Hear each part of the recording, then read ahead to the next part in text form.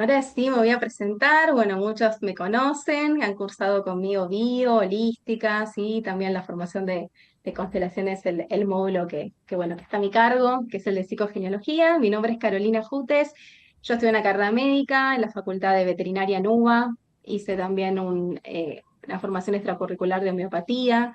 Me especialicé en psicogenealogía, estudié con Marian Costa, ella es mi maestra a lo largo de todos estos años.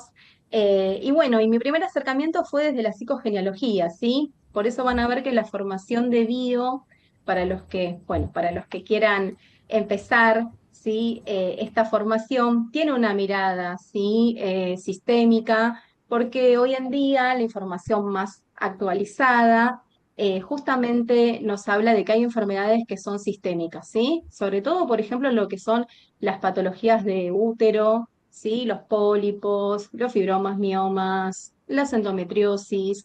Cuando nosotros vamos a la historia de esa familia de la cual proviene la persona que viene a consulta, vemos una coherencia en lo que nosotros vamos a llamar los conflictos de nido, que también se hablan desde la biodecodificación y también en la psicogenealogía. Entonces, hoy hay ciertas enfermedades que estamos teniendo una mirada sistémica, las enfermedades autoinmunes, ¿sí? Que tienen que ver con conflictos de desvalorización y con los lugares que ocupan las personas en el sistema familiar. Entonces, por eso, si bien este es un centro de formación que tiene esta mirada, ¿sí? Transpersonal, el Centro Latinoamericano de Psicología Holística, biodecodificación hoy también lo tiene. Por eso, si alguno de ustedes han cursado una formación de biodecodificación, como en su momento la hice yo, no incluían el módulo de psicogenealogía, ¿sí? Solo iban al conflicto de tipo biológico, ¿sí? Y se abordaba el conflicto y a lo sumo si se preguntaba algo de la familia, era la etapa de proyecto sentido, ¿sí? Cómo había cursado el embarazo la mamá de la persona que vino a consulta, si había pasado alguna situación durante el embarazo, cómo fue la lactancia, y ahí terminábamos, ¿no? Hoy se hace todo un estudio que se llama estudio psicogenealógico, que yo les cuento que, bueno, yo me especialicé en eso. Por ahí en algunos lugares no es tan conocido, pero en Europa hay gente que se dedica, que se llama arbolista, que justamente hace todo un análisis del árbol genealógico. Antes la mirada del árbol era más desde, por ahí los que son médicos les va a resonar desde la búsqueda de enfermedades y la herencia, y hoy desde bueno, lo que es esta mirada, lo que vamos a buscar son situaciones que han pasado en la familia, transgeneracionales, los patrones de repetición, sí, que se dan a lo largo de las generaciones.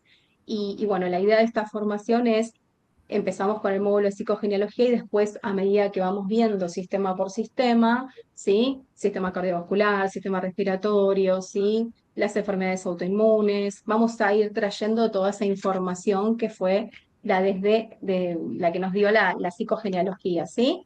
Bueno, estoy muteando algunos micrófonos y sigo aceptando gente, por eso van a ver que miro para todos los lugares.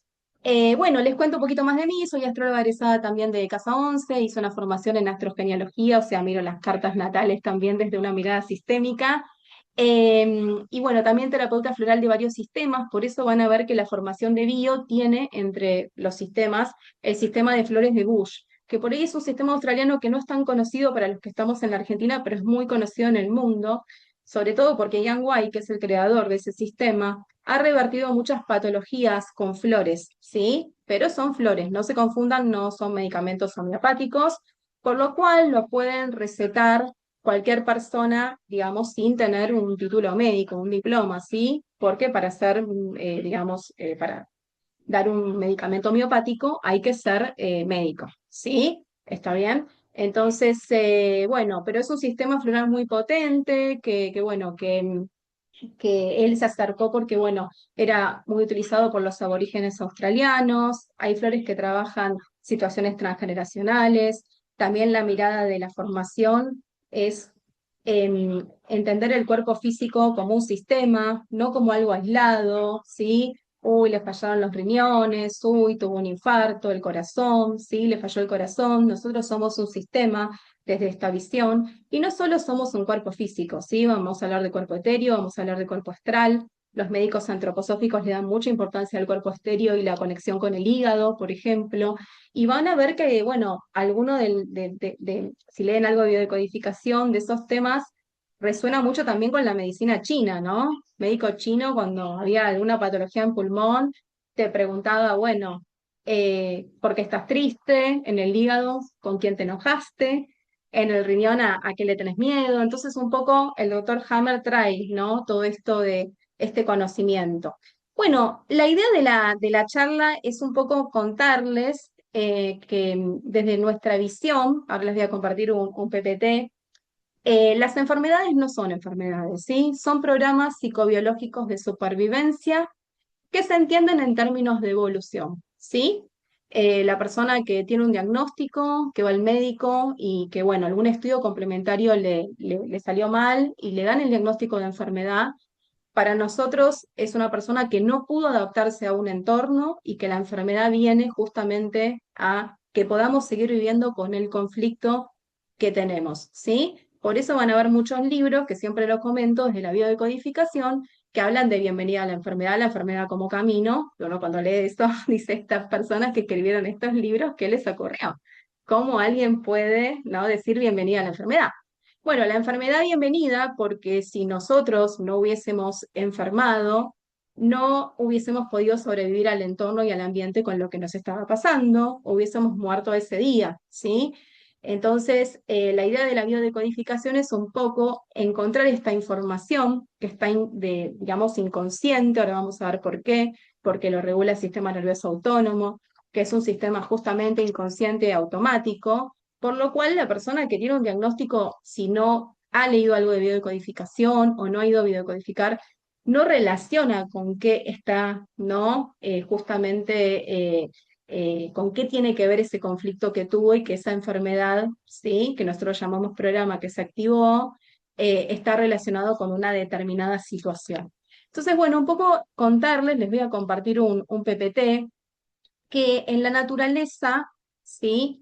Nosotros hablamos que las leyes de Hammer, que son leyes biológicas, que las vamos a ver en profundidad para los que, por supuesto, quieran tomar la formación, porque se necesitan muchas horas para explicar las leyes de Hammer en profundidad, pero les cuento que, bueno, que hay 5 leyes, y bueno, justamente estas leyes, él nos dice, ¿no? Nos decía, porque ya falleció el doctor Hammer, que la compartimos con los animales, con el mundo animal. Y también, ¿sí? En el mundo vegetal, en la naturaleza, nosotros podemos observar este tipo de alguna manera de coherencia entre adaptación, evolución, ¿sí? Y procesos que nosotros vamos a conectar con lo que es la enfermedad.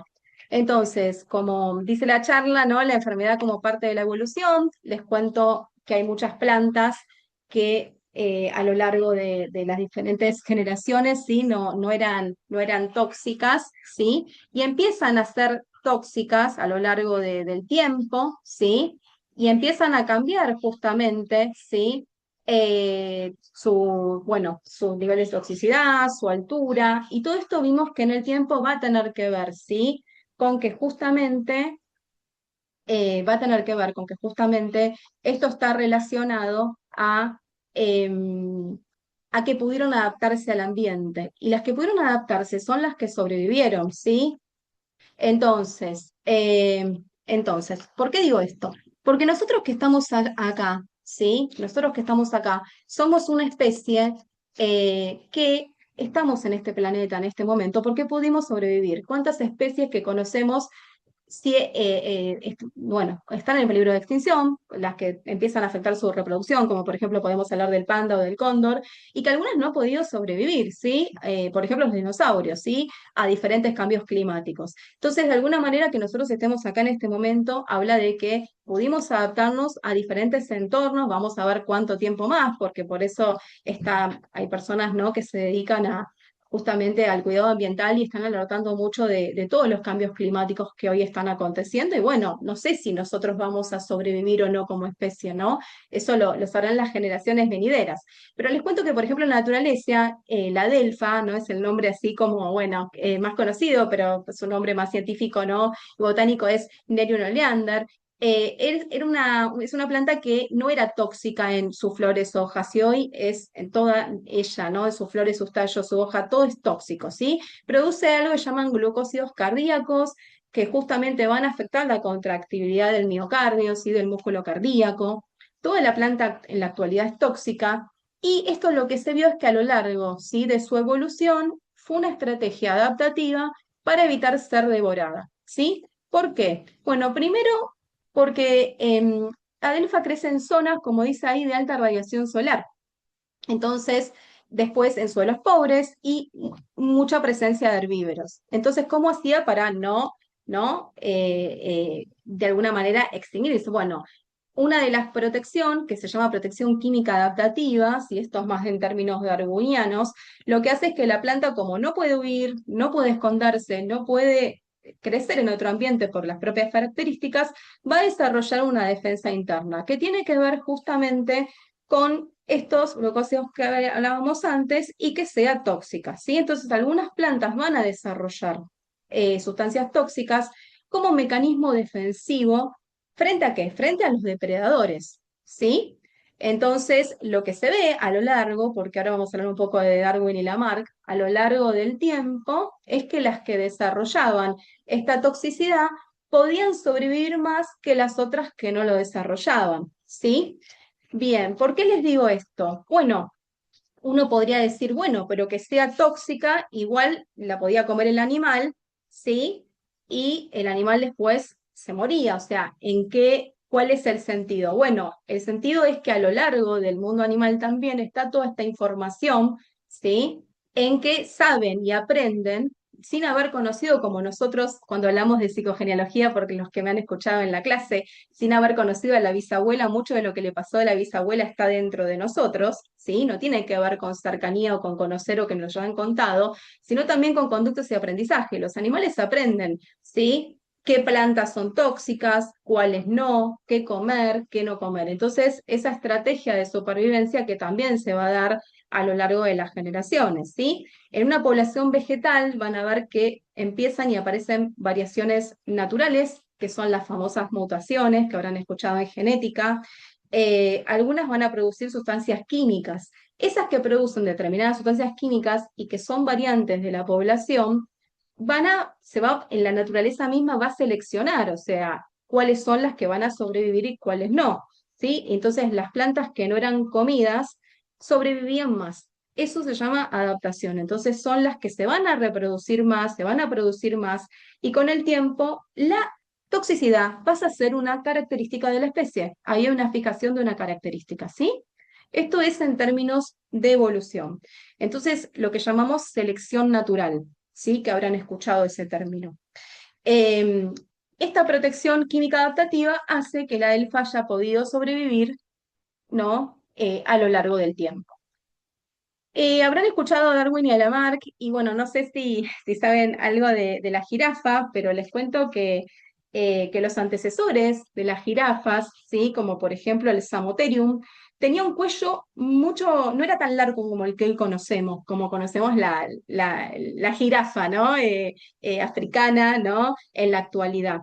Entonces, bueno, hubo un desarrollo tanto de varios genetistas, también Lamarck y Darwin explicando por qué la jirafa a lo largo del tiempo, ¿sí? Extendió el largo de su cuello. Bueno, al principio pensaban que tenían más vértebras, después eso se vio que no, ¿sí? Sino que las vértebras eran más grandes, que la musculatura era también, digamos, diferente, ¿sí? Y bueno, la jirafa que hoy conocemos en la actualidad, ¿sí? Es la que claramente tiene el cuello más largo, ¿no? Que sería, bueno, a donde estoy yo sería a mi derecha, ¿sí? Entonces, ¿qué sería esta que les estoy contando? Ahí le estoy aceptando una persona más. Bien, entonces, ¿qué es lo que decía Lamarck? Bueno, Lamarck hablaba más desde la individualidad. ¿Por qué lo menciona Lamarck? Porque Lamarck en un momento fue muy dejado de lado, ¿sí? Y se tomó más todo lo que eran las teorías de Darwin. Pero hoy, con la epigenética, que es uno de los temas que vamos a tratar en la formación de biodecodificación y que está tan, ¿no? Hoy mencionado en un montón de lados, se vuelve a tomar ideas de Lamarck. Por eso también lo menciono, ¿sí? Entonces, bueno, en toda población, lo que decía Lamarck es que el individuo cambia por necesidad. Él lo contaba muy desde el factor individual. Y eso es lo que después lo dejó como medio fuera de tomar su material como, bueno, como el que era válido, ¿no? Y se tomaron conceptos más darwinianos. Él decía que si usábamos un órgano, así de simple, lo explicaba, ese órgano seguía estando en las generaciones venideras, ¿sí? En este caso, bueno, en lo que era la selección de los ancestros, ¿no? De los antecesores de las jirafas, y si no lo usamos, y si no queda, ¿no? Entonces, había algo de la selección que era más individual. Se hereda lo que me sirve, lo adquirido.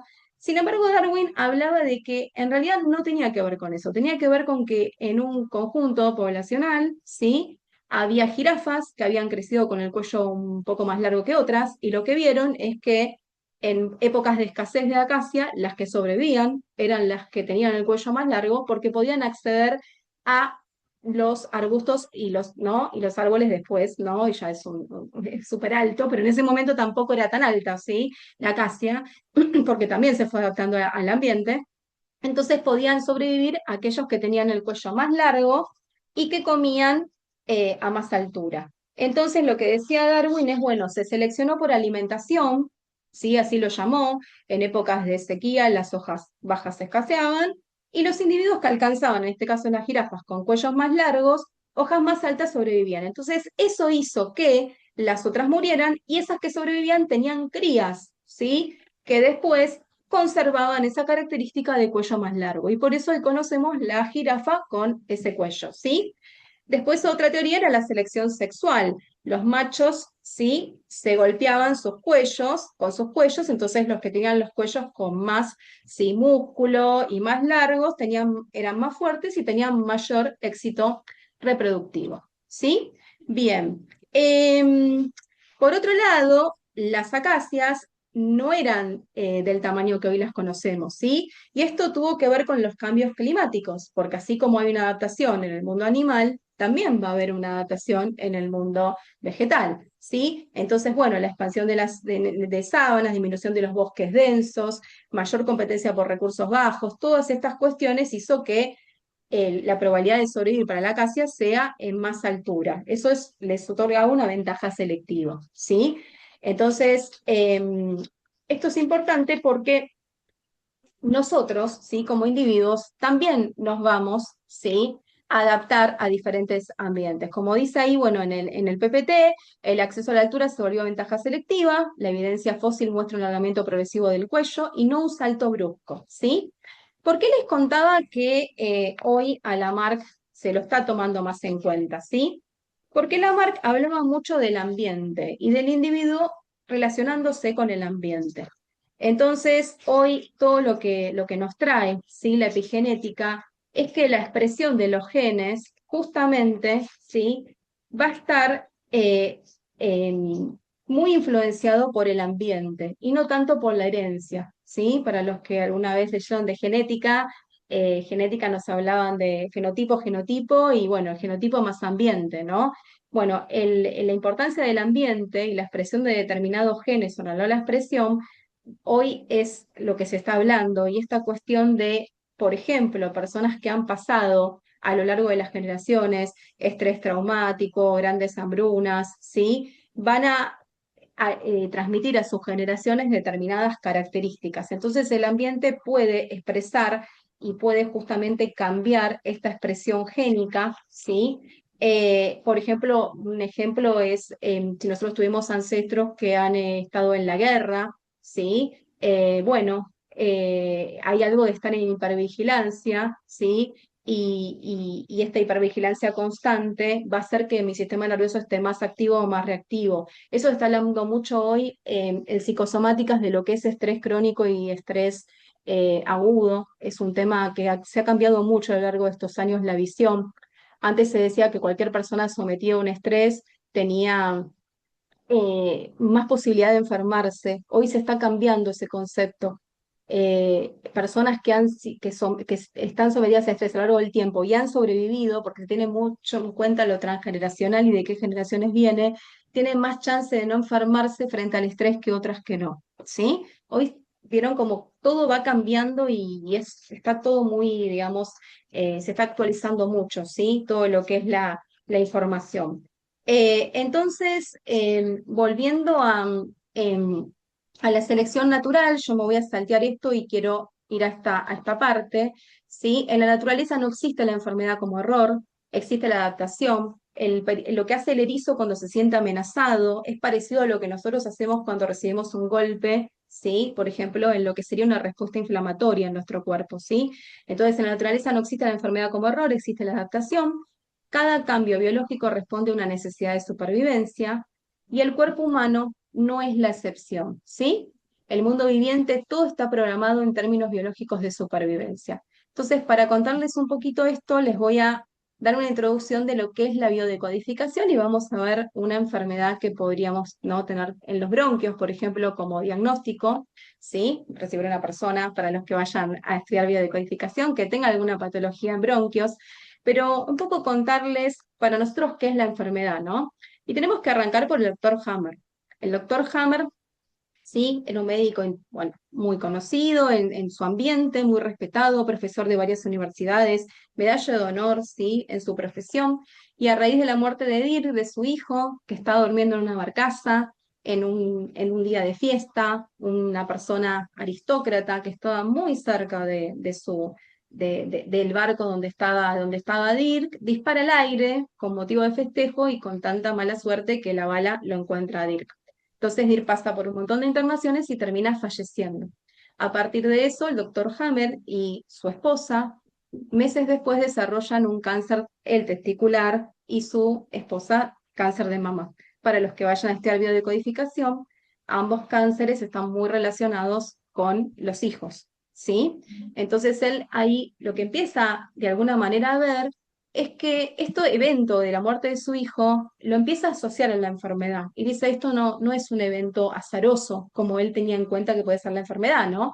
Esta mirada de, bueno, un día enfermo, otro día no enfermo, sí, se habla de factores predisponentes, pero también no podemos decir qué es eso, porque ¿cuántas personas ustedes conocen que fuman un montón y no tienen nunca un diagnóstico de cáncer de pulmón? Y otras personas que no han convivido con un fumador pasivo, ni han fumado y tienen el diagnóstico de cáncer de pulmón. Con eso no quiero decir que fumar sea sano, ¿sí? Pero lo que estoy diciendo es que debe haber algo más, y eso es lo que nosotros miramos desde la biodecodificación, más allá de lo que llamamos, por ejemplo, el cigarrillo, podríamos llamarlo un factor predisponente. Por lo cual, el doctor Hammer empieza su investigación y van a ver que todas las leyes, y sobre todo hablan de la ley del hierro del cáncer, él habla de la palabra cáncer, porque su investigación inicia en el pabellón de enfermos oncológicos con cáncer de pulmón. Lo primero que hizo fue separar los factores predisponentes y esto que yo les contaba, que había gente que tenía diagnóstico y no había fumado nunca y viceversa. Y después lo que empezó a ver es que él decía, bueno, si así como nosotros nos desarrollamos cuando somos niños y hay una diferenciación en las capas embrionarias que dan origen a diferentes tejidos, ¿sí? Claramente también debe haber, ¿sí?, alguna situación en la cual eh, justamente, bueno, aparentemente, ¿qué pasó? Que mi cuerpo, ¿no? Es lo que vemos, sufrió una adaptación biológica, porque si uno tiene un pólipo, si tiene un cáncer, si tiene una úlcera, hay algo en nuestro cuerpo que cambió. Entonces él lo que decía era, bueno, esto tiene que tener origen en el psiquismo, ¿sí? Entonces, ¿qué hizo? Bueno, habló con todas estas personas con cáncer de pulmón y les preguntó qué les había ocurrido, ¿sí? Primero que todos los que coincidieron, ¿sí? Todos los que coincidieron, es que en el momento que tenían el diagnóstico, muchos no tenían ni siquiera ya el conflicto. Por lo cual que la primera asociación que él hizo es, el conflicto está primero y el diagnóstico viene después. Y después empezó a ver justamente qué pasaba, ¿no? ¿Qué les había ocurrido a estas personas? Y observó que todas las personas habían tenido el mismo tipo de conflicto. Cuando hablo del mismo tipo de conflicto, aclaro, porque no es que a todas les pasó la misma situación. Cuando nosotros hablamos de conflictos en biodecodificación, hablamos de conflictos de identidad, conflictos territoriales. Conflictos territoriales puede ser que me entren a mi casa a robar o que venga alguien a vivir a mi casa, no sé, que antes no convivía. Son dos situaciones diferentes, pero es dentro de un territorio que yo siento que es mío, que me pertenece, que es mi casa o mi oficina, y vino un jefe o un compañero de trabajo y tengo que compartir la oficina, ¿sí? Es un territorio en el cual yo, bueno, hice pertenencia y siento una invasión y una amenaza. ¿Está bien? dentro de ese cuadro que es conflicto territorial, cada uno de nosotros va a tener diferentes vivencias. Pero él lo que se dio cuenta es que todos habían tenido el mismo tipo de conflicto, ¿sí? Entonces empezó a extender todo esto a las diferentes enfermedades. Por supuesto que hoy los libros de biocodificación que tenemos, que tienen enfermedades descritas de la A a la Z, siguieron su trabajo los colaboradores. Hammer no se alcanzaba la vida para abordar todas las enfermedades, ¿sí? Que su colaborador número uno fue Sabat, y Sabat después tuvo otros colaboradores y hasta el día de hoy se sigue haciendo investigación porque hay enfermedades autoinmunes que son nuevas, ¿sí? Que Hammer no habló. Entonces, bueno, todo esto está en constante actualización, ¿sí? ¿Está bien? Antes no se tenía este concepto de enfermedades sistémicas, hoy por ejemplo la celiaquía, intolerancia al gluten, todo eso y todo lo que son las intolerancias, ¿sí? Alimenticias. Vamos a mirar mucho lo que es el vínculo con la madre, en la celiaquía miramos mucho al padre, a los padres del sistema familiar, a papá, al abuelo paterno, al bisabuelo, a los hombres del sistema familiar, ¿sí? Entonces hoy también está esta mirada de la enfermedad sistémica. Volviendo a Hammer, él elabora 5 leyes, ¿sí? La cuarta, algunas escuelas de bio la cuestionan un poquito, pero la verdad es que en el mundo yo la sigo dando porque en el mundo se sigue tomando esa ley. Entonces, bueno, como tenemos personas de otros países, porque bueno, yo creo que también hubo una mala interpretación de Hammer, porque Hammer al ser médico habrá visto en el microscopio lo mismo que vimos todos que hemos cursado una carrera médica. Él no negaba que los virus y las bacterias no existían. Lo que él decía es que más allá del contagio, y cuando hablábamos contagio, había algo predispuesto en nosotros, ¿sí? Que hacía que desarrollemos determinada enfermedad. Entonces él decía que las enfermedades no eran psíquicas, no eran, perdón, orgánicas, que eran psíquicas, ¿sí? Todo se desarrollaba en el psiquismo, ¿sí? Entonces por eso decía, la causa del infarto de miocardio es el psiquismo, no es en sí el que falló el corazón, ¿sí? Ahora vamos a hablar de esa tríada de psiquis, cerebro y órgano. Volviendo a Hammer, todo se tiende en términos de energía, ¿sí? Nosotros vamos a hablar de la enentropía y la fase de equilibrio. Ustedes imagínense como si nuestro cuerpo fuese este árbol, ¿sí? La copa del árbol, las ramas, las hojas, estaría como simbolizando más nuestra zona de la cabeza, ¿sí? Del psiquismo. El tronco del árbol es la fase de equilibrio, ¿sí? Ahí estoy en la energía justa, ¿sí? No enfermo, ¿sí? Estoy sano. En entropía voy hacia la raíz del árbol, o sea, hay una concentración de energía. Ahora vamos a ver qué es lo que pasa cuando yo tengo un diagnóstico de enfermedad. Y para entender un poco eso, tenemos que diferenciar lo que es un conflicto psicológico y biológico. Una de las cosas que yo les suelo contar a los alumnos de bio cuando toman la formación, nosotros tenemos que tratar, en lo posible, de no llevar el conflicto a cómo lo vivenciaríamos nosotros. ¿Por qué les digo esto? Porque vamos a ver gente que viene con pronósticos de enfermedad, ¿sí? Muy graves, y que por ahí cuando nos cuenten el conflicto o cuando nosotros vayamos a buscarlo, no nos resuene que para ese diagnóstico y pronóstico haya tenido ese conflicto. Entonces, lo primero que hay que hacer es eh, sacar ese factor individual, que es cómo la persona percibe la vida. Nosotros trabajamos mucho con las percepciones, ¿sí? Y tratar de abstraerse, ¿sí? En cómo lo que para mí significaría un conflicto biológico, ¿sí? O no. Porque todos vamos a tener diferentes herramientas para poder, ¿no? Lidiar con las cosas que nos pasen. Desde el transgeneracional es muy importante el sistema familiar, cuando han pasado determinadas cosas, qué es lo que nuestros ancestros hicieron con eso que les pasó. Tipton dice que un niño hasta la edad de 7 años está en un estado de hipnosis, mirando absolutamente cómo el sistema familiar y las personas que nos están criando, ¿sí? Puede ser mi árbol educativo o mi árbol biológico, si me crié con mis padres biológicos, cómo solucionan y resuelven los conflictos o cómo No no, me voy a lavar las manos. ¿sí? Me voy a lavar las manos. Entonces voy a mutear ahí algunos micrófonos. Entonces, ¿a qué me refiero con esto? Que esto también pasa en la naturaleza, ¿sí? El leoncito mira cómo la mamá leona caza. Y la mamá leona le muestra cómo sobrevivir en ese mundo, ¿sí? Por eso ahora está tan el monito este, ¿no? Que está por todos lados en las redes. ¿Por qué es tan importante el periodo de sociabilización? Porque el mono aprende, primero que a sobrevivir, o sea, con un peluche no va a aprender, también si está en un zoológico, está en un lugar cerrado, pero imagínense que está en otro lugar, ¿sí? ¿Cómo aprende eso? Bueno, aprende de lo que observa. Y nosotros, si bien ya no estamos como el hombre primitivo en la intemperie, muchos de los que estamos acá tenemos una casa, cerramos a la noche y podemos dormir tranquilos y no estamos durmiendo en la mitad de la nada, pero hay algo que queda, que tiene que ver con la supervivencia. Entonces, ese estado de hipnosis y cerebro subconsciente que se refiere Lipton en un niño, es todo lo que escuche, todo lo que ve, va y guarda esa información. Y cuando nosotros somos adultos y tenemos un conflicto, ¿a dónde creen que va? ¿Sí? ¿A qué lugar va? Va a ir a ese subconsciente. O sea, nosotros pensamos que muchas de las decisiones que tomamos es desde corteza y les cuento que no. Esto ya está comprobado en neurociencia, ¿sí? Por eso es tan importante la biodecodificación, porque la biodecodificación nos muestra caminos alternativos que no se nos ocurrirían, ¿sí? A través del PNL, la programación neurolingüística. Siempre cuando tenemos un problema se nos ocurren dos o tres posibilidades y les cuento que hay muchas más.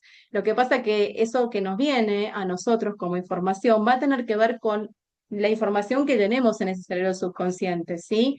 Entonces, si mi papá lo echaron del trabajo y entró en depresión y nunca más pudo salir a buscar otro trabajo, ¿qué me va a pasar a mí cuando yo me quede sin trabajo? ¿Sí? ¿Cómo voy a vivenciar esa situación? Entonces, todo lo que observamos, todo lo que vemos, ¿sí? Va a quedar registrado dentro de nosotros, así como ese leoncito que acompañaba a su mamá leona a cazar y miraba cómo sobrevivir en ese ambiente, ¿sí? Bueno, con respecto a esto, nosotros no podemos predecir lo que va a ser un conflicto biológico o no, o sea, si una persona va a enfermar o no frente a una determinada situación. Sí, lo que hacemos desde la biodecodificación es hacer todo un análisis en base a las enfermedades que ha tenido la persona a lo largo de su vida, porque muchas veces eso nos ayuda a justamente a ver frente a qué situaciones se enferman. Hay personas que siempre hacen algún, digamos, se activa algún programa o tienen un diagnóstico cuando se separan o cuando se muere alguien, ¿sí? ¿Qué pasa con los duelos? Si quedan como duelos no hechos.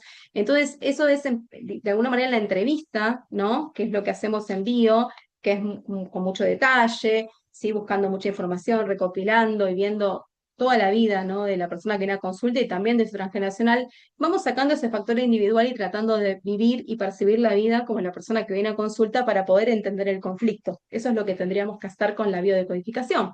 Entonces, ¿qué es la biodecodificación? Es una terapia complementaria que no reemplaza el tratamiento médico, ¿sí? Acompaña, ¿sí? A la persona que ya eligió su tratamiento. Nosotros no nos metemos en si mejor es la antroposofía, la homeopatía o la alopatía, o si hacer quimio, o si hacer rayos. La persona va a elegir su tratamiento según el médico o los médicos y los profesionales que lo atiendan y confíen, porque ojo con eso, no nos metamos en terrenos que no nos competen. Tampoco es una psicoterapia para, ¿no? El lugar lo ocupan muy bien los profesionales que son psicólogos. Es una terapia corta, complementaria a la biodecodificación que abordamos. Lo transgeneracional, el conflicto, son pocas sesiones y se termina, ¿sí? Entonces es otra mirada acerca de la enfermedad. Para nosotros, como les decía, las enfermedades no son orgánicas, sino que son psíquicas, ¿sí? Todo se genera en el psiquismo. Entonces, ahora vamos a ver en un ejemplo, ¿sí? Concreto, cómo podría desencadenar un conflicto, ¿sí? Biológico. Para eso tenemos que diferenciar lo que es un conflicto biológico de un conflicto psicológico. Hay muchas personas que tienen algún problema, por ejemplo, supónganse, no sé, están viviendo en pareja, no se pueden separar, ninguno de los dos se va, comparten casa, y eso puede estar durante 10 años por ahí. La persona va a ir a su psicoterapia, va a ir a su psicólogo, a su psicóloga, le va a contar acerca del tema, pero se va a hacer análisis todos los años, los famosos chequeos anuales, y va a salir todo bien. ¿Qué tipo de conflicto es ese? Psicológico. Ahora, si frente a una situación que yo no puedo acomodarme al entorno, se activa el sistema nervioso autónomo, vamos a hablar de otro tipo de conflicto, que son los conflictos biológicos, que son los que van a producir alguna readaptación en mi cuerpo, ¿sí? Que lo vamos a después de evidenciar con los síntomas, porque cuando uno va al médico, cuando se siente mal, ¿sí? Cuando empezás con las diarreas, con los vómitos, con los dolores gástricos, con el cólico biliar. Bueno, ese es el momento, ¿sí? El cólico renal, que uno asiste al médico, ahí nos hacen estudios y nos dan un diagnóstico. Bien. Entonces, el conflicto psicológico, a diferencia del conflicto biológico, no es generado por un DHS. ¿Qué es el DHS? Bueno, el DHS, el doctor Hammer, lo puso, le puso el nombre, en honor a su hijo Dirk, ¿sí? Por eso se llama Dirk-Hammer síndrome. Es el baldazo de agua fría. Es esa situación puntual que cuando me ocurre no me da ni tiempo para acomodarme al entorno y que se activa un programa psicobiológico de supervivencia que nosotros vamos a llamar enfermedad, ¿sí? En lo que es la medicina alopática.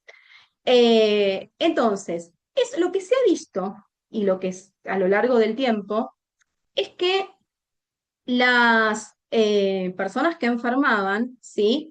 Son situaciones disruptivas. No me permite acomodarme en el tiempo con la situación, ¿sí? Entonces, por ejemplo, no sé, voy a trabajar, me cambio, me visto, voy a fichar, me llaman de recursos humanos y me dicen te quedaste sin empleo. Es algo que yo no vi en el tiempo. Hasta ayer tenía trabajo, hoy dejé de tenerlo. No me permitió acomodarme. ¿Se entiende? Entonces, este es el famoso baldazo de agua fría. Entonces, los conflictos biológicos son generados por ese shock. Él dice shock emocional, ¿sí? Ese congelamiento, van a escuchar esos términos en biodecodificación, o el Dirk-Hammer síndrome. ¿Por qué le puso Dirk-Hammer síndrome? Porque para Hammer y para su esposa, el shock biológico fue la muerte de su hijo, que también era inesperado, porque era una persona joven, de menos de 20 años, que estaba en una fiesta. Nadie espera, ¿no? Que vengan y te digan que a tu hijo le alcanzó un disparo, no era que decir que estaba con una enfermedad. Entonces fue algo disruptivo, que no se lo vinieron a venir, inesperado, ¿sí? Mirando un poco la lista de lo que son los conflictos biológicos y psicológicos, como les decía, el biológico es generado por un DHS, el psicológico no. Son de larga duración y previsibles si hay tiempo de adaptación en el psicológico. Yo estoy mucho tiempo con esa situación y me estoy como pudiendo adaptar. El biológico, por lo general, se vive en soledad, en aislamiento, ni siquiera puedo hablar, ¿sí? Son leyes filogenéticas y arcaicas, entonces se comparten con hombres y animales, también con el mundo animal. En el conflicto psicológico yo lo puedo contar, lo puedo expresar, son exclusivos del género humano, a diferencia del biológico que se comparten justamente con hombres y animales. No generan cambios ni adaptaciones neurónicas ni cerebrales. Yo tengo un problema, lo converso todos los días con ustedes, pero no me da mal ningún estudio, ¿sí? Sin embargo, en el biológico ya tengo un diagnóstico de enfermedad porque hay cambios, ¿sí? En adaptaciones tanto en el cerebro como en los órganos o en los sistemas. Su contenido se comprende bajo un marco social y cultural determinado, el psicológico, y el biológico es, tomando en cuenta lo que vimos en esta charla, se entiende en términos de evolución, así como hablábamos de la jirafa y hablábamos de las plantas y el mundo vegetal.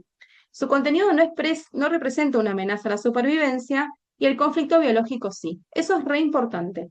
Cuando nosotros hablamos que una persona tiene un diagnóstico de enfermedad, esa persona, si no venía la enfermedad, si no se activaba un programa, se moría ese día. Ese es el concepto que nosotros tenemos en biodecodificación.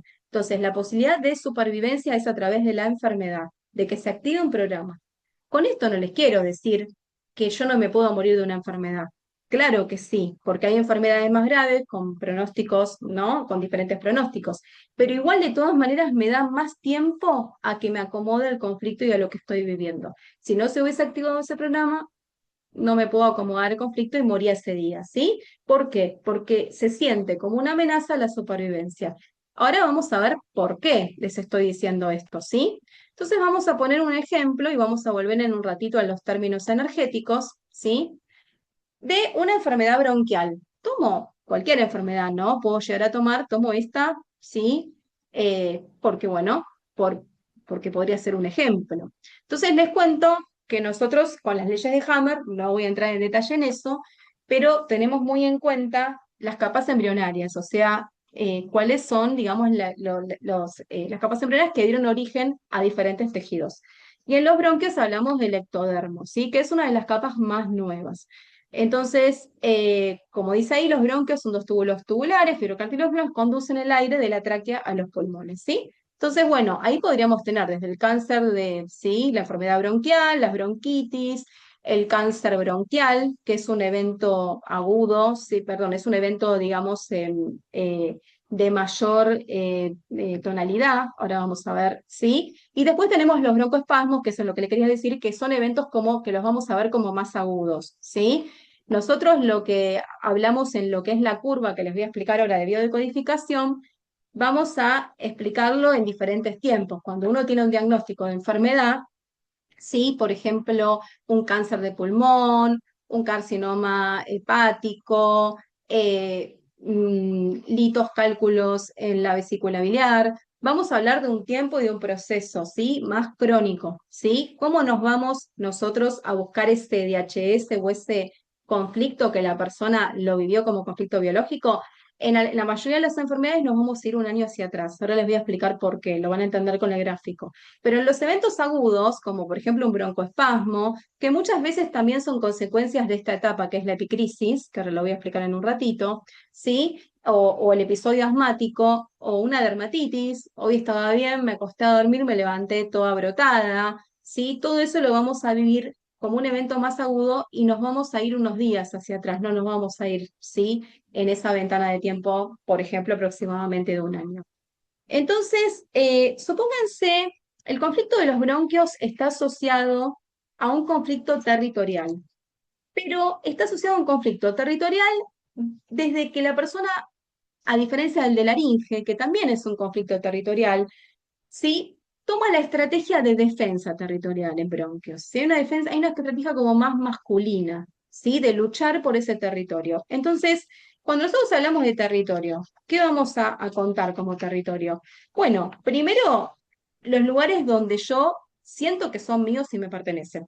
No voy a tomar como ejemplo, no sé, no sé, el departamento de Rosario que vamos una vez cada 2 años. Voy a tomar lugares que estoy habitualmente. Mi casa, mi trabajo, mi oficina, ¿sí? Lugares que yo frecuento. Entonces es un conflicto de miedo en el territorio el de bronquios, a diferencia del laringe, que es miedo a perder el territorio, ¿sí? Hay algo de no sentir lo mío, en bronquios se siente mío el territorio de pertenencia, y alguien me lo está, de alguna manera, ¿no? Me está desafiando. Entonces, bueno, puedo tener un montón de ejemplos, ¿sí? Puede ser que, por ejemplo, tengo un robo en mi casa, me vengan a robar, me levante un día como pasó una persona que yo conozco y se despertó y tenía 2 personas arriba de la cama con un arma robándole, me puede pasar eso, o puede ser que venga alguien a vivir a mi casa y yo dejo de sentirla como tal, ¿sí? Pero bueno, poniendo los ejemplos en los conflictos territoriales, ¿sí? Una amenaza en el hogar, una invasión inesperada. Podríamos tomar, por ejemplo, el conflicto jerárquico abrupto. Entonces, supónganse que es una persona que está muchos años en su oficina dirigiendo todo y de repente los superiores deciden sacarle, ¿no? Determinados clientes y lo ponen como en un puesto más abajo y gerenciado por otra persona que traen de afuera. Esa persona siente amenaza en su territorio, ¿sí? Entonces les cae como un baldazo de agua fría, no lo esperaba, lo llaman a la oficina, le dicen, mira, va a venir tal persona que va a ocupar tu lugar y tu puesto, va a empezar a hacer auditorías con respecto a todo lo que vos haces, estos clientes que son tuyos van a dejar de pertenecer. ¿Esto qué significa? ¿Que todas las personas que tengan esa situación van a enfermar? No, no. No todas lo van a vivir como un conflicto biológico, algunos lo vivirán como un conflicto psicológico y podrán charlarlo con su familia, con sus terapeutas, haciendo psicoterapia, pero para otras personas eso va a ser el baldazo de agua fría y ese famoso DHS. Entonces, hablando del sistema nervioso autónomo, es esto que ustedes van a ver acá en la curva que dice vagotonía y simpaticotonía, que está formado por el sistema nervioso simpático y el sistema nervioso parasimpático, que lo van a llamar vagotónico porque en el parasimpático actúa el nervio vago, que es el 10º par craneano, entonces por eso le dice vagotónico o parasimpático tónico. Nosotros a lo largo del día, cuando nos levantamos, como somos diurnos por nuestro ciclo circadiano, por más que algunos de ustedes me digan, yo son las 4 de la mañana y no me puedo dormir, pero bueno, sí, tendríamos que poder dormir. Entonces, desde nuestra especie, porque hay especies que tienen ese ritmo, sí, por ejemplo, diferente, sí, nosotros nos preparamos para el estrés del día, para estar alertos, ¿sí? Salimos a la mañana a trabajar, tenemos que estar atentos a los sonidos, a los ruidos, ¿sí? Pensemos en el hombre primitivo que salía a cazar en el día, ¿sí? Con lo que llamamos simpaticotonía, con el nervio simpático, ¿sí? Eh, Después, cuando llegamos a nuestra casa, que en el medio, bueno, no había luz artificial, entonces cuando se iba el sol, se acostaban a dormir, empieza a actuar todo lo que es el sistema, ¿sí? Parasimpático que hablamos y específicamente eh, que es muy importante el nervio vago, ¿sí? Entonces, fíjense cómo en un ritmo circadiano, una persona normal, ¿sí? En el día entro en fase de estrés y después reparo con el descanso y con la activación del nervio vago, ¿sí? A lo largo de la noche y así una y otra vez. Bien, ¿qué importancia la de dormir, no? Lo primero que vemos es que lo que vemos en el gráfico es que la misma etapa en la que yo estuve, ¿no? De alguna manera pasando estrés, después tengo que recuperar y descansar. ¿Cuánto de nosotros realmente hacemos eso? Muchos estamos en estrés durante todo el día y por ahí dormimos 3 horas. Entonces, esas dos etapas no tienen la misma durabilidad, ¿sí? Eso es importante.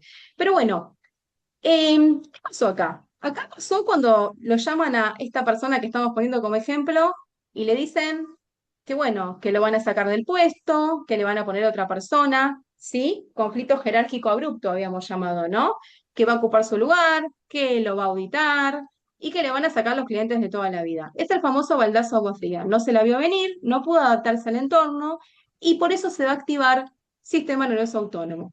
¿Por qué? Porque está esa situación en el afuera lo está viviendo y está poniendo en jaque su supervivencia, ¿sí? Eso también le pasa en las especies animales. Si un ciervo está tranquilo, ¿sí? En el bosque y viene un león, ¿qué se va a activar ahí? Sistema nervioso autónomo. Ni lo va a pensar, va a correr, va a empezar a huir, huye, huye, huye, huye, huye. ¿Por qué? Porque ya ni siquiera por ahí vio nunca un león, pero ya sus antecesores, cuando se encontraron con un león, ya saben que no puede pelear y que no le va a ganar. Por ahí si hubiese sido otro ciervo macho, decía, me quedo acá y defiendo mi territorio, pero con el león sabe que no tiene chance, ¿sí? Que expresa. Entonces, se va a activar el sistema nervioso autónomo, ¿sí? Que en nosotros no tiene que ver con corteza, no tiene que ver con lo consciente. Por eso las enfermedades son inconscientes y por eso los biodecodificadores lo que hacemos es justamente entender el código de la enfermedad para llevar al plano consciente a la persona con los conflictos que ha vivido a lo largo de su vida, ¿sí? Relacionados con su diagnóstico, sus diagnósticos.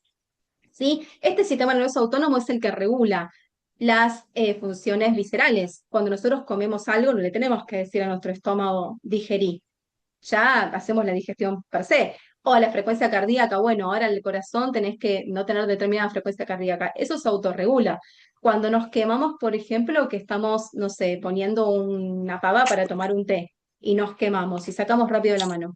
¿Eso qué es? Bueno, el famoso arco reflejo. Todo esto es el sistema nervioso autónomo. Son funciones automáticas, inconscientes, viscerales. Y estas también son las que actúan, ¿sí? Justamente en la enfermedad. Entonces viene el DHS y la persona entra en lo que llamamos fase de estrés, que en los libros van a ver que dice fase de conflicto activo. O sea, acá yo tengo el conflicto. Fui a la oficina, me comunicaron esto y esa persona sale de la oficina y empieza a pensar, bueno, me busco otro trabajo porque yo esto no lo voy a soportar. Tengo 15 años en la empresa y me hacen esto. Me van a sacar los clientes de toda la vida. Pero ¿a dónde encuentro otro trabajo? Y al mismo tiempo estoy pagando un crédito hipotecario y al mismo tiempo estoy pagando la escuela de mis hijos. Todo eso es la rumia mental. Entramos a tener pensamientos obsesivos, una y otra vez rumiantes. ¿Dónde estamos? Estamos en esta parte. Vamos hacia atrás. Estamos en entropía, dispersión de la energía. Ya no tengo hambre, me ofrecen, llego a casa, le cuento, no sé, a mi pareja y me dice, no, mira, me trata de calmar, vamos a comer algo si te calmas, se me cerró el estómago, el famoso se me cerró el estómago, no duermo durante toda la noche, no pego un ojo, porque estoy preocupado por la situación, porque entré en fase de estrés. Y todo está puesto acá. Entonces, si yo estoy acá en chakra corona o en cuerpo mental, cuando veamos los cuerpos desde el punto de vista para los que sigan del ser humano, desde la antroposofía, no estoy conectada con mi cuerpo, por eso no tengo hambre, por eso no tengo sueño, ¿sí? Y yo les pregunto a ustedes, ¿cuánto tiempo puedo pasar en fase de estrés sin comer, sin tener sueño? Muy poquito, me voy a morir. Entonces, en algún momento yo tengo que volver al cuerpo. Y ese es el momento en el que voy a entrar, ¿sí?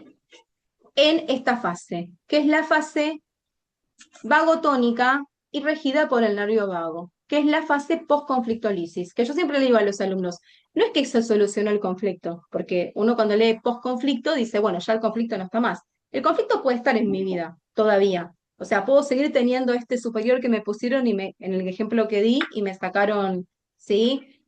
Por ejemplo, los clientes. Pero yo, por una cuestión de supervivencia, al activarte este sistema nervioso autónomo, ¿sí? Lo que voy a hacer justamente es seguir viviendo a pesar del conflicto. Entonces, la única manera de que yo salga de chakra corona y toda esa dispersión que llamamos en entropía, ¿sí? Es que pase a este lugar, a las raíces del árbol, que tampoco estoy en fase de equilibrio. Y cuando paso acá, viene todo lo sintomático, que llamamos entropía, y un órgano o tejido con un sentido biológico, porque siempre en biodecodificación hay un sentido biológico. ¿Por qué el hígado y no el pulmón? ¿Por qué el pulmón y no el riñón? Bueno, porque los conflictos están relacionados con un sentido biológico que va a ir a un determinado órgano, ¿sí? Justamente que es el que va a sufrir la reactividad, en este caso, justamente en esos tejidos y esos órganos biológicas, ¿sí? Estas readaptaciones que nosotros hablamos, que después van a producir lo que se llaman, bueno, que nosotros decimos los famosos síntomas, ¿no? Que me hacen acudir al médico. Entonces, en esta etapa empieza una fase edematosa, ¿sí? Que por lo general es la sintomática, vienen la fiebre, vienen, ¿sí? Las diarreas, vienen todas estas cuestiones que me hacen acudir al médico y hacerme chequeos. La epicrisis es un momento de reagudización de la enfermedad que muchas personas piensan que están en fase de estrés y no. La fase de estrés está acá. Estoy acá, que es el cólico biliar, que es, por ejemplo, el ataque de asma, que es el broncoespasmo. Esa etapa es la epicrisis y la idea de esa contracción, muchas veces que sea, por ejemplo, el broncoespasmo, ¿sí? O en el cólico, biliar, renal, es poder que el cuerpo evacúe toda esta fase edematosa. Y después viene una fase de reparación o restitución con que vuelva a la normalidad y a restablecer la función del órgano. Ojo, porque eso depende de cada enfermedad. En un infarto de miocardio va a quedar esa famosa cicatriz fibroelástica blanca y ya el tejido que entró en necrosis, que se murió, no va a recuperar su función. Entonces eso es importante, ¿sí? Porque no siempre, cuando pasamos por una enfermedad, vamos a volver a ese estado, ¿sí? Que teníamos antes de la enfermedad. Y también ni hablar si estamos hablando de las enfermedades crónicas, ¿sí? Que pueden llegar a un proceso de estabilidad, pero que nunca voy a revertir. ¿Está bien? Bueno, eso lo vamos a ver para los que, obviamente, para los que eh, vayan a hacer la formación con mayor detalle, pero lo que yo quiero que vean es que cuando yo paso a la raíz, ¿sí? La idea, ¿no? Es que un órgano o un tejido tome justamente toda esa energía que estaba en mi cabeza para que yo pueda conectar con mi cuerpo, pero eso no es gratuito, ¿sí? Mi órgano va a sufrir o mis órganos o mis sistemas, ¿sí? O los tejidos eh, van a sufrir de adaptaciones biológicas y orgánicas. Hablo de sistemas porque, por ejemplo, si hablamos de sistema digestivo, puede ser una enfermedad como la enfermedad de Crohn, que empiece tomando desde el ilion, pase también por colon y termine también tomando recto. Entonces, por eso hablamos en general, ¿sí? Depende de cada enfermedad.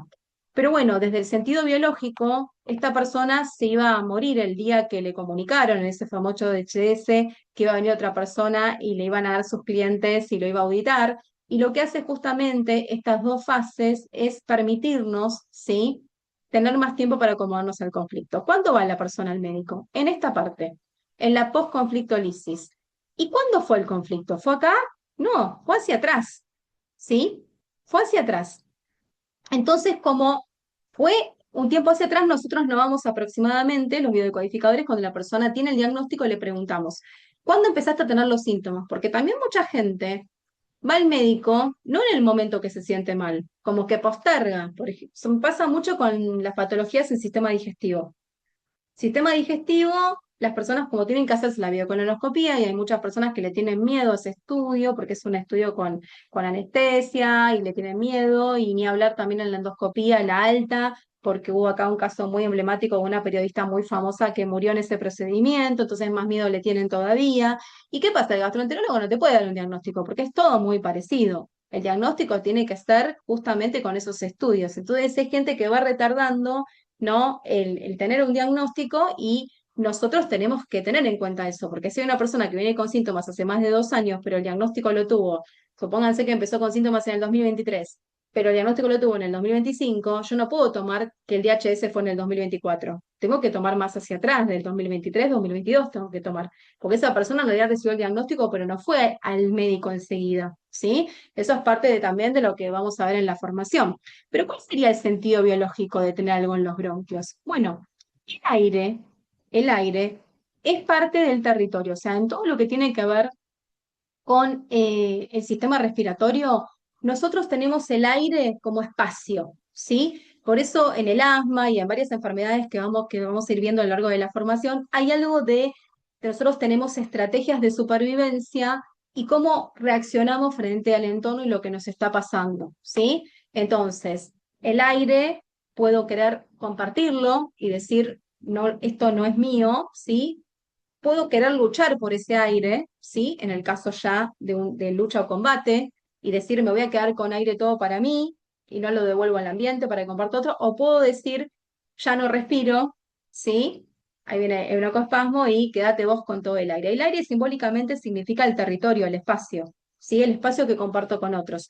Por eso va a ir a este sistema, ¿sí? En los bronquios específicamente hay una cuestión de defensa territorial y a ver y sentir que hay algo que me pertenece, que es mío, que estoy perdiendo. Diferente al de laringe. El de laringe también siento que no tengo lugar en el territorio, pero ni lucho. Es una estrategia diferente, ¿sí?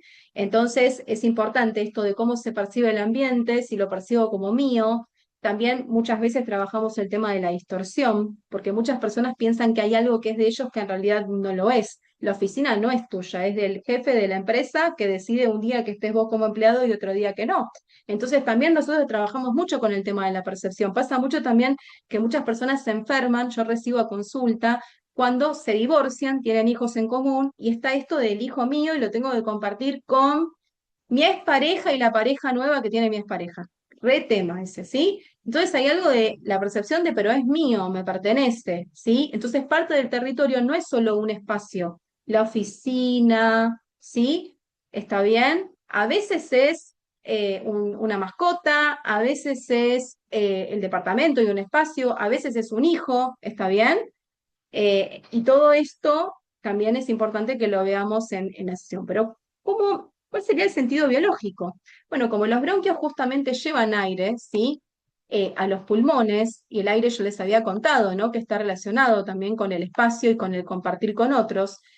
En esta fase hay una ley de Hammer que es la segunda ley que habla de simpaticotonía, vagotonía del sistema nervioso autónomo, que lo estuvimos hablando recién, y que dos fases son iguales, pero siguen, son contrarias. Entonces, la simpaticotonía, la fase de estrés, es la contraria a la vagotonía. En la fase de estrés, yo no descanso, no tengo hambre, todo mi sistema sí va a estar apuntado a la defensa, a la lucha. Entonces, por ejemplo, en el ciervo, en el ejemplo que poníamos antes, es el momento en que va a ir sangre a sus músculos para poder, ¿no? A todo lo que es su sistema cardiovascular, para poder, bueno, huir, para poder zafar, ¿no? De ser presa del león. Entonces, no se va a sentar no va a querer comer, ¿sí? Ni tampoco se va a tirar a descansar, porque está en jaque su supervivencia.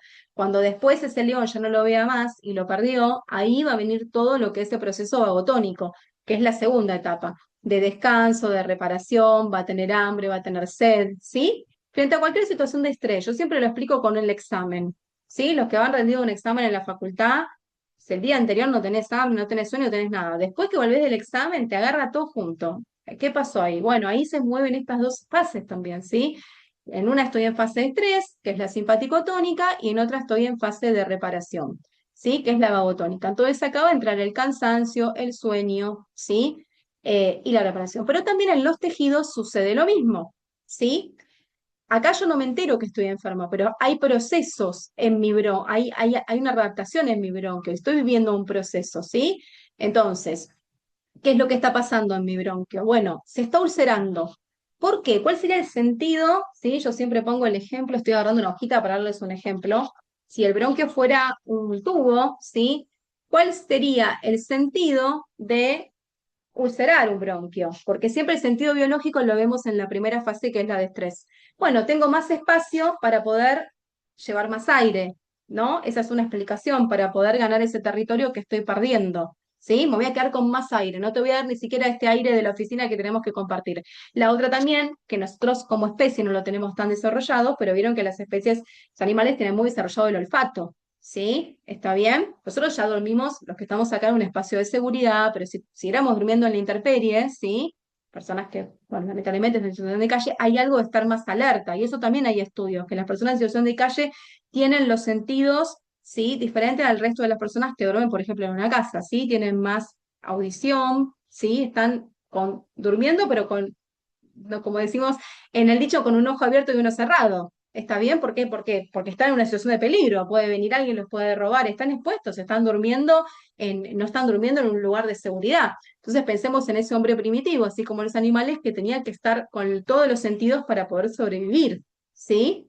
Desde este lugar, el sentido biológico es, bueno, poder oler mejor, ¿no? Como dice ahí, justamente al enemigo, a ese que yo percibo como enemigo, que en el caso del ejemplo que puse recién, es esta persona que está, de alguna manera, desafiando mi jerarquía, ¿sí? Dentro de la empresa. Entonces, agrandamiento de la luz bronquial para facilitar el reconocimiento del radial. Bien, si yo acá ulceré, después, ¿qué tengo que hacer para reparar? Tengo que rellenar. Y ahí vienen todas las fases de hematosa, ahí viene todo lo que pasa, la bronquitis, los edemas en los bronquios, que no pueda respirar bien, el broncoespasmo para expulsar esos edemas que vienen en la epicrisis, y después de la reparación, que puede ir a una reparación o puede quedar como en una bronquitis crónica. No lo sé, porque por eso les digo, no siempre llego a esa, ¿no? A ese momento de volver a esa funcionalidad, ¿no? Que tenía, bueno, que tenía ese tejido o esa estructura, ¿sí? O ese órgano. Va a depender de la enfermedad. En el infarto de miocardio, como bien les dije, bueno, ahí justamente no siempre se puede, ¿sí? Recuperar. En ese caso, el músculo que entró en necrosis, bueno, quedó esa cicatriz fibroelástica porque no se puede reemplazar con músculo cardíaco. Entonces, se va a reemplazar con tejido conectivo y eso no va a ser tan eficiente porque por algo hay músculo cardíaco y no tejido conectivo, ¿sí? Eso va a depender el llegar y volver a establecer la función del órgano y que ese tejido sea igual antes de pasar todo esto, va a depender, bueno, de todas estas cuestiones, ¿sí? Entonces, para nosotros las enfermedades, como les decía, son psíquicas y no son orgánicas. Por eso el doctor Hammer habla de una tríada, que yo se las voy a mostrar, ¿sí? Bueno, acá un poco contando la historia de Hammer, ¿sí? Que nació en Frisia en 1935, bueno, un poco su vida, ¿no? Cómo trabajó en medicina. Eh, y vamos a ver que él decía que había una tríada, psique, cerebro y órgano. Esta tríada está tanto presente en la etapa simpaticotónica como en la vagotónica. Entonces, lo que decimos, ¿y por qué se habla tanto de emociones en biodecodificación? ¿Sí? Porque usted va a decir bio-neuroemoción, emociones, ¿por qué si hablamos del psiquismo? Bueno, esa persona que, poniendo el ejemplo y volviendo a la enfermedad bronquial, que recibe la noticia, ¿no? Del conflicto jerárquico, ¿no? Y esta cuestión de que le sacan la jerarquía en su trabajo, va a empezar a pensar acerca de un montón de cuestiones, ¿no? ¿Qué hago? ¿Renuncio? ¿Le va a dar miedo por ahí de perder su lugar? ¿Que le bajen el sueldo? Todos esos pensamientos generados desde el psiquismo van a ir, sí, en correlato con las emociones, porque yo siempre pongo el ejemplo. Frente a la muerte de un hijo, una persona puede tener, por ejemplo, mucho enojo, mucha ira, más, ¿no? Si pasa muchísimo en situaciones, yo he visto que en muertes, ¿no? También repentinas y también muy relacionadas con el enojo. Por ejemplo, no sé, alguien manejaba alcoholizado y atropelló al hijo de esa persona. Entonces esa cuestión de, uy, porque tomó por esa irresponsabilidad, yo perdí a mi hijo. Bueno, ahí hay enojo. Enojo va a ir a vesícula biliar, a páncreas, a cubatura menor del estómago, ¿sí? Y más se va a vivir con un conflicto, ¿sí? De, si es enojo, de no puedo digerir esto que me está pasando, con enojo mezcla injusticia. ¿Bien? Ahora, esa misma persona puede vivir esa situación de la muerte del hijo con una profunda tristeza. ¿Sí? Los duelos no hechos, las famosas neumonías, están muy relacionados con los duelos no hechos, y ahí va a ir a pulmón. no va a ir a hígado. Fíjense cómo es el mismo evento, pero ese psiquismo con esos pensamientos van a generar diferentes emociones. Y esas emociones van a ir a un determinado órgano o tejido según la relación, ¿sí? Que va a tener. Por eso esto toma también Hammer, ¿no? Van a ver, si leen a Hammer y leen medicina china, muchas cosas les va a resultar muy similar, ¿sí?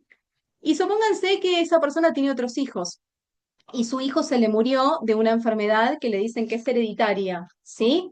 Y va a tener miedo que su otro hijo también fallezca. Entonces ya ahí no va a ir ni a pulmón, ni a vesícula biliar, ni a páncreas, ni a curvatura menor del estómago. ¿A dónde va a ir? ¿Sí? Bueno, al sistema urinario, ¿sí? A riñón, por ejemplo, ¿sí? A vesícula biliar, entonces, a vesícula, perdón, a vejiga, ¿sí? Entonces, todo lo que es sistema urinario, ¿sí? Uréteres, uretra, vejiga, riñones, va a ser evidenciado más con un conflicto de miedo, ¿sí? En algunos casos territoriales. Entonces, de ese psiquismo se generan emociones, ¿sí? Esas emociones van a ir con un sentido biológico en órgano del sistema, pero el comando de que a dónde va se da en el cerebro. Y lo que él observó, se los voy a mostrar, lo tengo acá, es que él lo que, con todo su trabajo y yendo hacia atrás, él decía, si todo se genera en el psiquismo, yo voy a tener que encontrar con algún estudio algo que haya diferencial en el cerebro. Por supuesto que eso lo hizo con personas que ya tenían tomografías computadas, ¿sí? Y que después se enfermaron, porque él, acuérdense que empieza el proceso desde el diagnóstico. Entonces, él lo que hizo fue revisar un montón de historias clínicas con tomografías computadas que se les habían hecho de cerebro a estas personas y las que enfermaron de determinada enfermedad, observó algo que él llamó foco de Hammer. El foco de Hammer, que se da en simpaticotonía, es un anillo concéntrico. Puede haber uno, puede haber dos, puede haber varios. Hay enfermedades que son constelaciones cerebrales, que hay varios, ¿sí? No importa, no voy a entrar en eso ahora porque es un tema muy extenso, pero sí, lo que les quiero contar es que él llamó a los dueños de los tomógrafos y les dijo, bueno, a ver, cuéntenme qué es esto. Y lo que le dijeron es que era un artefacto. ¿Qué es un artefacto? Es un error de la técnica. Entonces él dijo, ah, bueno, listo, entonces lo voy a ver siempre. Cuando a esa persona se le volvía a sacar una tomografía computada en fase de resolución, que ya estaba en vagotonía, veía que esos edemas reparadores desaparecían. Entonces los volvió a llamar y le dijo, escúchenme muchachos, si esto es un error de la técnica, tiene que estar siempre. O sea, ¿por qué desaparece? Y después lo que él observó es que las personas iban cambiando los lugares donde tenían el foco de Hammer. Algunos en sí, lóbulo frontal, lóbulo temporal. Y lo que vio es que todas las personas con el mismo foco de Hammer en un determinado lugar después se enfermaban de lo mismo. Entonces él dijo, y así nos imaginémonos como que el cerebro es como una computadora, que va tecleando según el conflicto de tipo biológico, cómo yo lo percibo y qué sucedió en mi psiquismo y qué pasó con mis emociones, un determinado lugar que es el que va a comandar qué tejido o qué órgano, ¿sí? se digamos, se va a adaptar, se va a producir la adaptación biológica, ¿sí? Lo que sí quiero que vean es que en simpaticotonía están pasando cosas. Yo no tengo el diagnóstico porque no tuve síntomas, pero se está adaptando mis tejidos y está también el foco de Hammer en el cerebro. Voy al médico cuando entro en vagotonía, ¿sí? Que ahí viene la fiebre, vienen los vómitos, viene la diarrea, pero las personas suelen decir, me pasa mucho en la consulta, justo ahora que se solucionó todo, me vengo a enfermar. No, te enfermaste antes, le digo yo. Estaba en fase de estrés para nosotros, ya estaba enfermo. Lo que pasa es que no es compatible desde lo sintomático. La persona siente que está enferma cuando empieza a tener síntomas, va al médico y tiene el diagnóstico, ¿sí? Pero para nosotros el proceso empezó antes. Entonces, desde este lugar, la biodecodificación como terapia complementaria propone un poco esta mirada de la enfermedad con una información que nosotros tenemos que escuchar. Yo siempre digo, hay enfermedades que se pueden revertir, ¿no? Por ejemplo, las endocrinológicas cuando recién empiezan. Por ejemplo, cuando entró en un hipotiroidismo subclínico, no una persona que ya viene tomando por ahí levotiroxina hace 20 años, sino cuando recién empieza una diabetes que recién me acaban de diagnosticar, pero sí, si hace 15 años que estoy tomando una medicación y yo estoy en una enfermedad crónica, estaría muy importante saber por qué tengo eso. Porque siempre lo que uno ve, sobre todo en diabetes, es que los pacientes, a pesar de ir a su diabetólogo, también descompensan mucho, o sea, no pueden regular su glucemia y pasan de unidades de metforminas, de una diabetes 2 a una diabetes 1, a insulina, y coman lo que coman, siempre les da la hemoglobina glicosilada, que es un estudio que se hace de medición de glucosa en el tiempo, también mal. Entonces, así sea una enfermedad, lo que nosotros llamamos crónica, para nosotros es importante porque se logra la estabilización de esas personas como terapia complementaria. Y además, porque estaría buenísimo que podamos escuchar esa información, ¿sí? Cuando uno tiene un diagnóstico, no tendría que seguir viendo de la misma manera, tendría que poder prestar atención a esta información y ver por qué no puedo acomodarme a ese entorno, ¿no? A ese ambiente, porque para nosotros es eso que se activa un programa.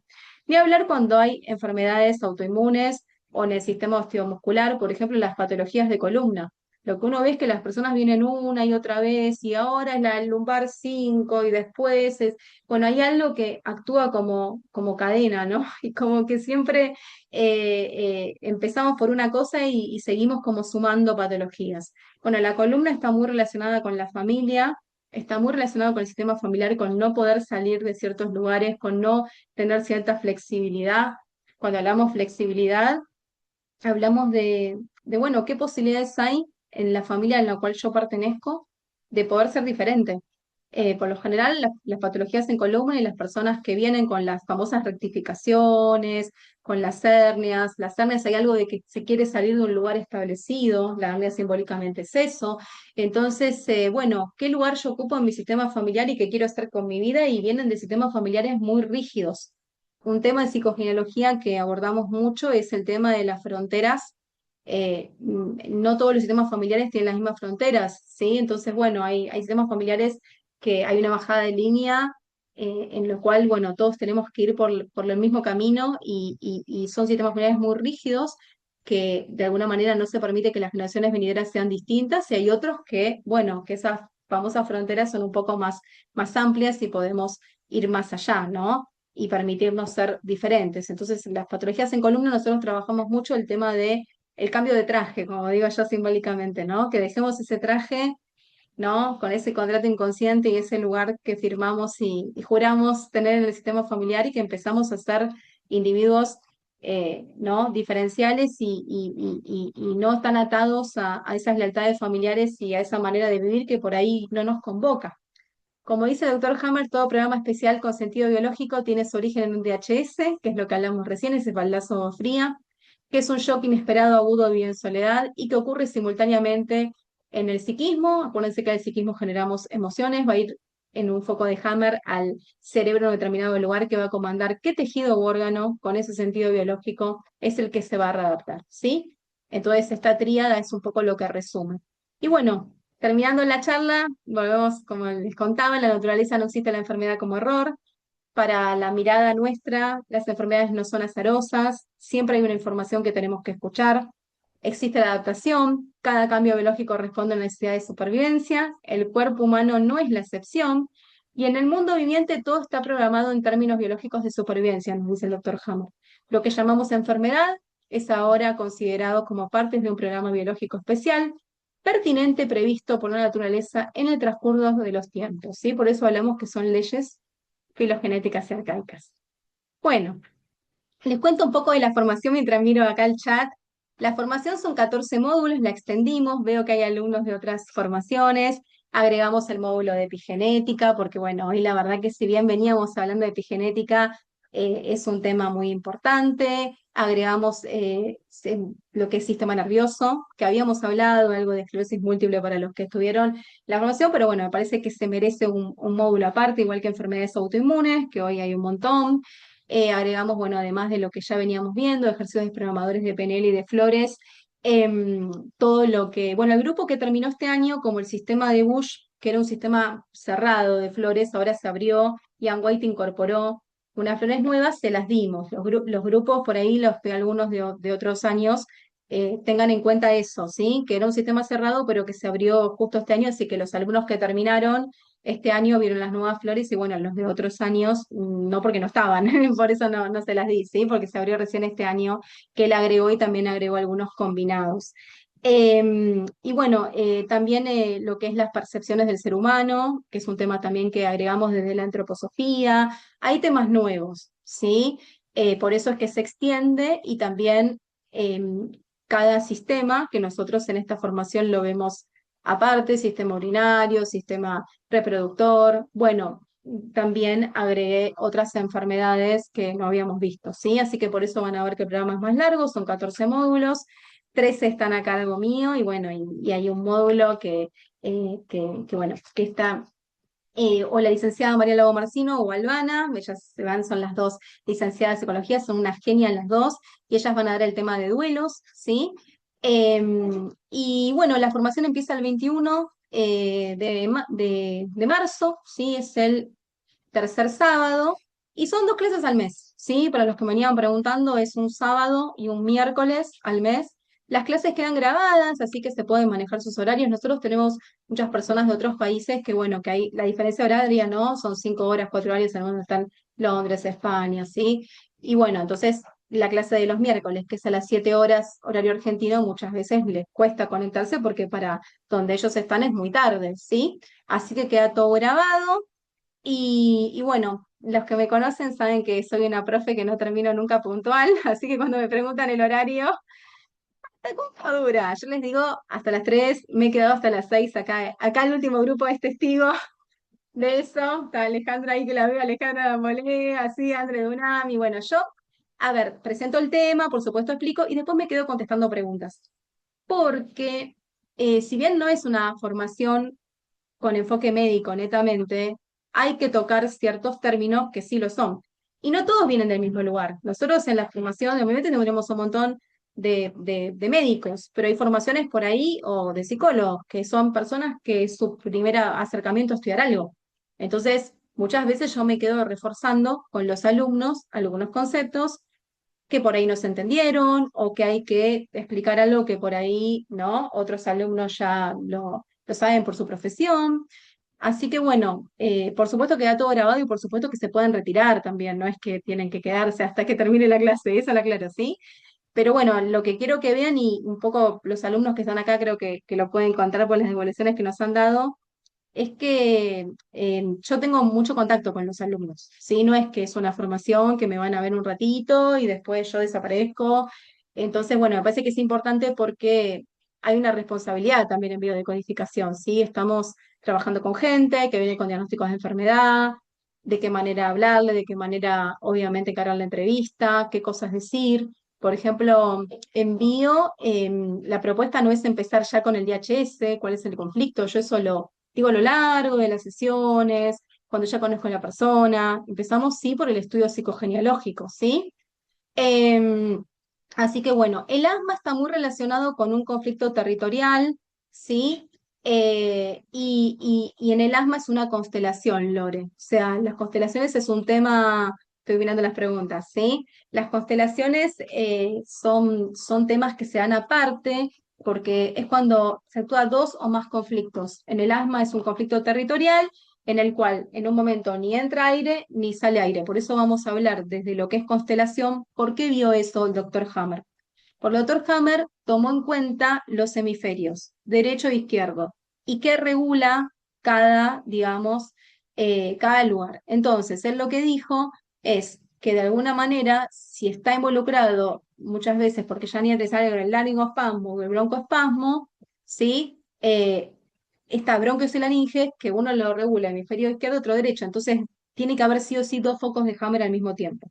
Por eso en las constelaciones cerebrales, que no se me lo confundan con las constelaciones familiares, que no tiene nada que ver el término, es lo que dice cuando se da dos conflictos o más al mismo tiempo. Una constelación, por ejemplo, es la diabetes. La diabetes es una constelación. La persona con diabetes entra en un conflicto de dualidad. Por un lado, todo su cuerpo se predispone para la lucha, para el combate, por eso hay que disponibilidad de glucosa, que es el combustible de nuestro cuerpo para poder accionar y otra parte, ¿sí? Se queda en el molde. Por eso, ¿qué trabajamos con las personas con diabetes? Que puedan enojar y expresarlo, porque llegan unos niveles de enojo importantísimos, pero no accionan, pero no expresan. ¿Sí? Por eso es un conflicto de lucha-combate en sumisión. Y por eso está en ambos hemisferios, ¿sí?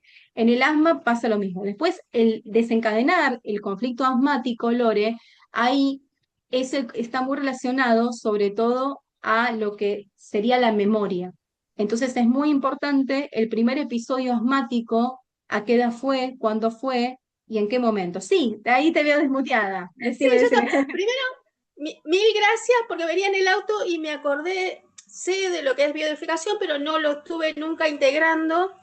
Hago otras cosas, pero bueno, y en el auto venía, yo llego, no llego. Bueno, primero es que muchas gracias por la información y No, gracias. la verdad que estoy buscando algo más médico, más allá fuera de lo que es lo energético, porque tuvimos una crisis muy importante con mi nieta que tiene 14, 13 años y estuvo muy mal. Bueno, hice todo lo que se te ocurre porque tengo una línea muy abierta de grupos y yo dije, bueno, vamos a ir porque esto más allá, ¿no?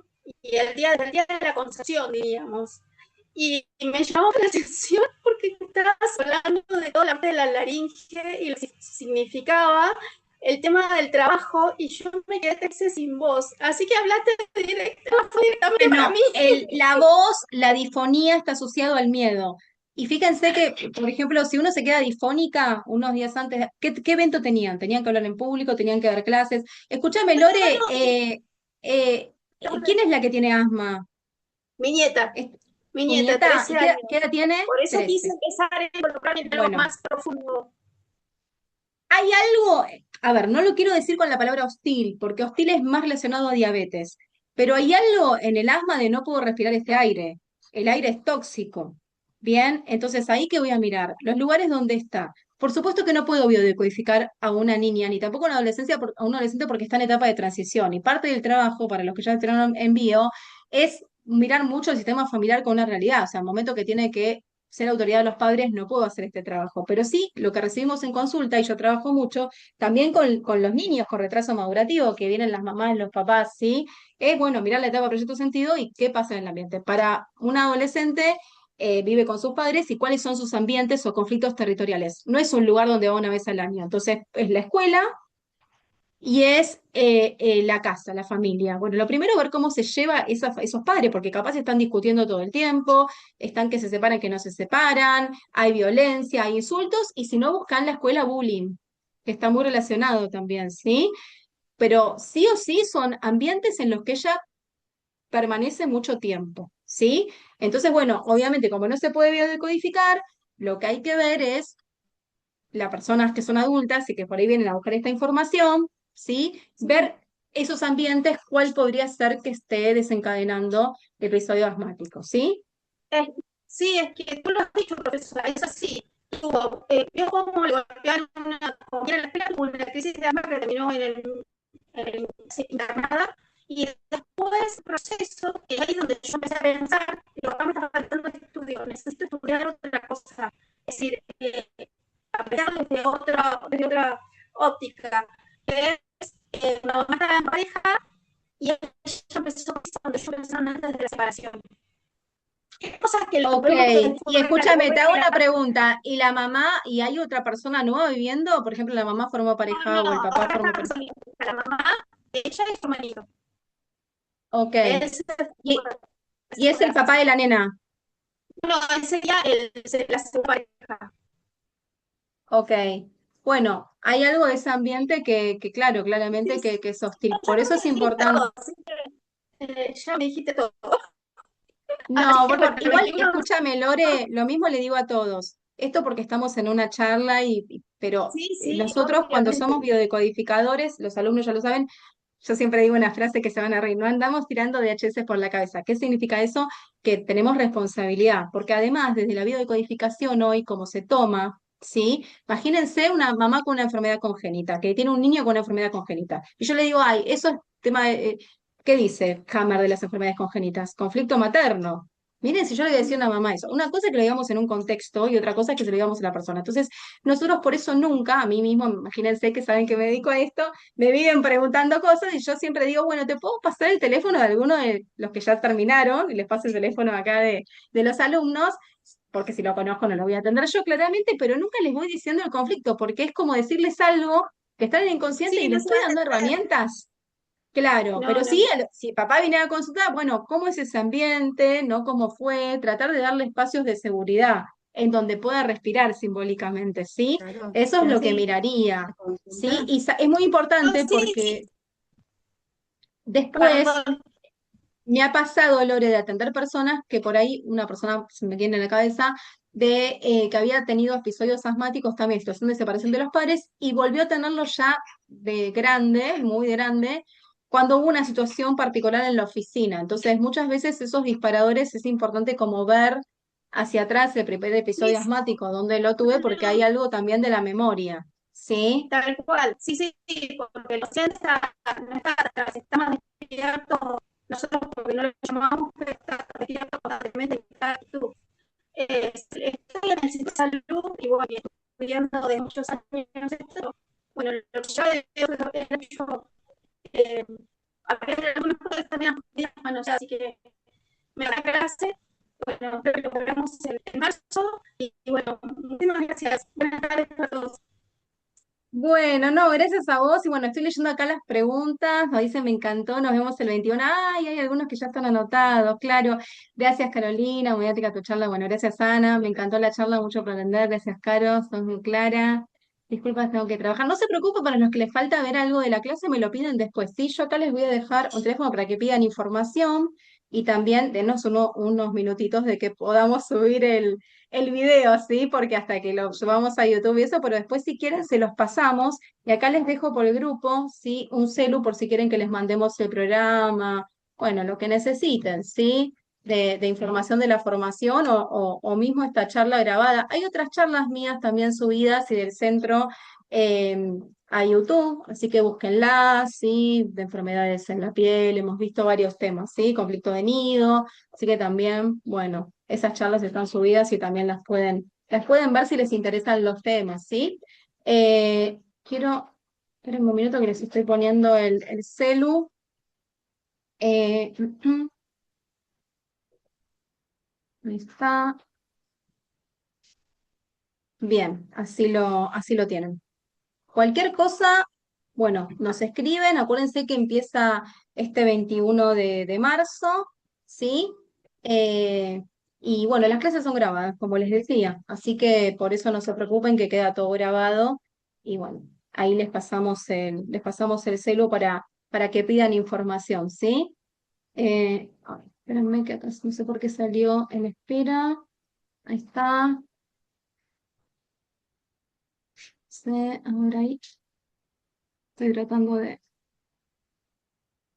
Ahí está, chat del grupo. No, no sé por qué se puso. Ahí está, ahí les pasé el celu, ¿sí? Cualquier cosa pidan info por ahí. ¿Algo más que quieran preguntar? Y gracias por todas las cosas que están poniendo, bueno, de la charla. No, gracias a ustedes por haber participado y bueno, y por también un lunes. Eh, bueno, cualquier duda que tengan de la formación nos escriben. Y bueno, es un poquito más larga. Y los alumnos que ya hicieron la formación en otro tiempo, que era más corta, porque empezó siendo de 5 módulos y después se fue extendiendo a 10 y ahora es de 14, pueden tomar esos módulos aparte, ¿sí? Así que cualquier cosa, si ustedes quieren tomar los módulos aparte, también nos cuentan, ¿sí? No hay problema con eso. Les avisamos cuándo se dan y bueno, y ahí se incorporan con el grupo que está en esta formación. Igual también se abren por lo general otras formaciones a lo largo del año, pero bueno, eh, sí, terminan por supuesto el tiempo después. Ahí se da certificado, también pueden certificar ahora internacional también, después de obtener el primer certificado pueden ir por el otro también, así que bueno, cualquier cosa también nos escriben, ¿sí? En el caso que les interese.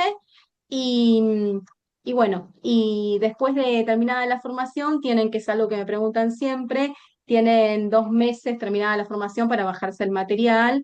Y bueno, a veces cuando necesitan más tiempo, nosotros no tenemos problemas, ¿sí? De darles más tiempo, pero bueno, lo que sí, no son aulas virtuales que quedan forever por una cuestión lógica de que tenemos muchos grupos, muchos alumnos, y que se dando de baja el material, no es que se dé bajo el aula, sino por una cuestión de todos los videos y todas las clases, ¿sí? Así que bueno, pero todo queda grabado y tienen tiempo también en un mes para ir viendo todo.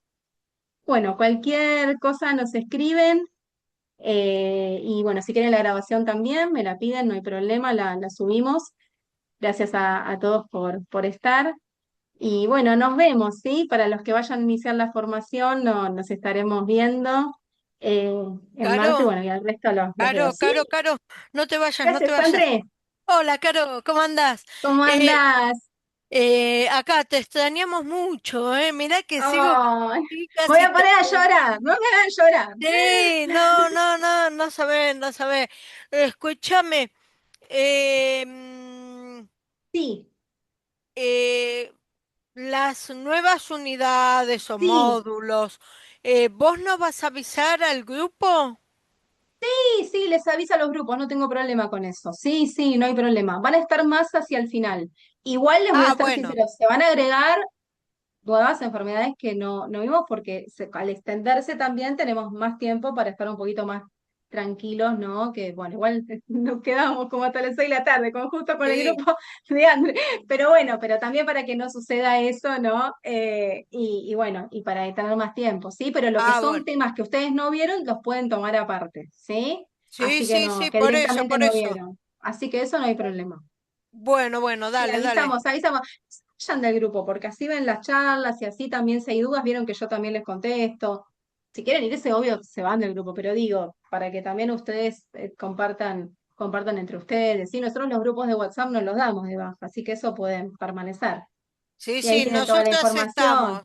nosotras Sí, veo seguimos. que interactúan ahí. Sí, Sí, sí, sí, sí. sí, sí, sí, sí. Bueno, bueno, bueno, Así dale. que Igual, bueno, cualquier cosa yo te pregunto. dale, cualquier cosa me preguntas. Dale, dale, dale, Caro. Un beso grande, ¿eh? Saludos a todos, Gracias. que tengan una hermosa noche y bueno, gracias a María, veo ahí que algunos están conectados con varias horas de diferencia y bueno, para los que están en otro país te agradezco mucho, ¿sí? Saludos a todos, que tengan un hermoso término de día y nos vemos. Chau, chau.